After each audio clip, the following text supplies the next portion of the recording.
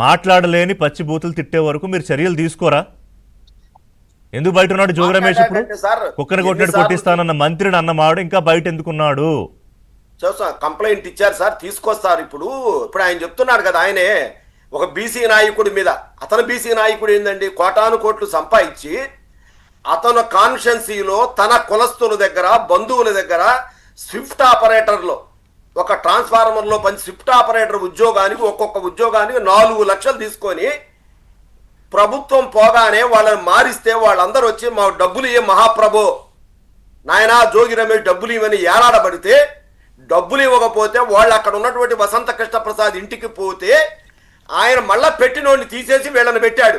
సరేలే ఏదో ఎవరికో డబ్బులు తెచ్చారు పాపం, వాళ్ళు పూర్ ఫ్యామిలీ బతకదంటున్నారు, ఆ ఉద్యోగం ఏదో ఉందని చెప్పి వాడికి పిల్లనిచ్చారు, వాళ్ళు ఇప్పుడు మేము చచ్చిపోతామని ఇంటి దగ్గరకు వస్తే వసంత కృష్ణ ప్రసాద్ మళ్ళా ఆయన 4 లక్షలు తీసుకున్న వాళ్ళని ఇచ్చాయి. నీ కులం నువ్వు మాట్లాడతావా? బీసీయా? అసలు ఇవాళ సాక్షి పేపర్లో ఏమి రాస్తున్నారండి? అంబటి రాంబాబు ఎప్పుడు ఏం మాట్లాడినా కూడా వైకాపా నేత మాజీ మంత్రి గుంటూరు జిల్లా పార్టీ అధ్యక్షుడు అని రాస్తాడు. నిన్న ఇవాళ మాట్లాడింది విన్నారా? ఆయన పెద్ద మనసుతోటి మళ్ళీ బయటకు వచ్చి అయ్యో నా స్థాయి నాయకుడు ఇలా మాట్లాడకూడదని అన్నాడు అట. కాపు నేత అంబటి రాంబాబు కాపు నేత. అసలు అంబటి రాంబాబు ఎప్పుడైనా కాపుల గురించి ఏమేమి మాట్లాడాడో వీడియోలు వైరల్ అవుతున్నాయి. అదే ఆయన కాపు నేత ఏంటి అసలు? అది సాక్షి అంటే ఏం చేయాలనుకుంటుంది?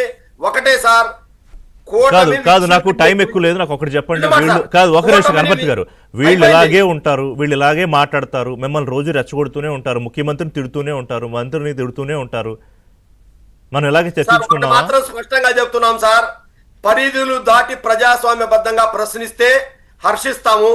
మేము ప్రజాస్వామ్యబద్ధంగా కాకుండా ఇలానే గనక వ్యవహరిస్తే మా చేతుల్లో ఉండదు.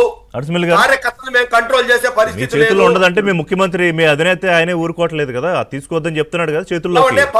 పవన్ కళ్యాణ్ గారిని ఎంత దారుణంగా విమర్శించాడు అంబటి రాంబాబు మీకు తెలుసా?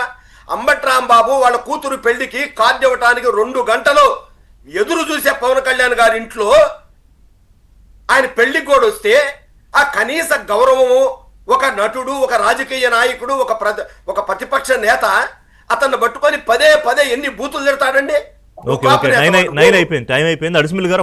గుర్తు చేస్తున్నావునా సార్, ఈ రాష్ట్ర అభివృద్ధిని పరిశ్రమలను అడ్డుకోవటానికి ఈ విధంగా మాట్లాడిచ్చి అదే చేస్తారు. నేను అదే చెప్తున్నా, మీకు అర్థం కావట్లేదు అడుసుమిల్ గారు. వీళ్ళు అదే చేస్తారు, ముఖ్యమంత్రి చెప్తున్నారు వీళ్ళ ఎజెండా అదే. అప్పుడు ఏం చేయాలి ప్రభుత్వం?